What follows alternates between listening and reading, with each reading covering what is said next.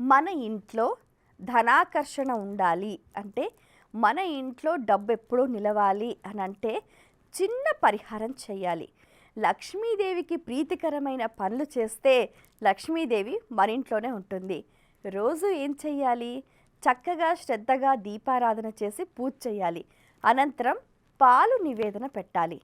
అలా పాలు నైవేద్యం పెట్టి పూజ పూర్తయిన తర్వాత ఆ పాలను స్వీకరించాలి. ఒకవేళ పాలు తాగలేకపోతే దాన్ని టీయో కాఫీగానో పెట్టుకొని ఆ పాలను మటుకు స్వీకరించాలి.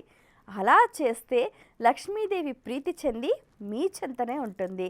అలాగే వీటితో పాటుగా మంగళవారం ఉదయం 6 నుంచి 7 గంటల సమయంలో ఎంతో చక్కగా ఒక పసుపచ్చ గుడ్డలో యాలుకలు, పచ్చ కర్పూరము, పసుపు వేసి ఆ గుడ్డను మూట కట్టి మీరు పూజ చేసే గది దగ్గర, వంట చేసే ప్రదేశంలో కూడా పెట్టుకోవాలన్నమాట. అలా పెడితే ఏమవుతుందనంటే ఎంతో చక్కగా లక్ష్మీదేవి ప్రీతి చెందుతుంది. అలాగే దరిద్ర దేవత అనేది దూరం అవుతుందన్నమాట. ఈ చిన్న చిన్న పరిహారాలు మీకు వింటే ఆశ్చర్యకరం కావచ్చు, కానీ ఫలితాలు మటుకు అద్భుతంగా ఉంటాయి.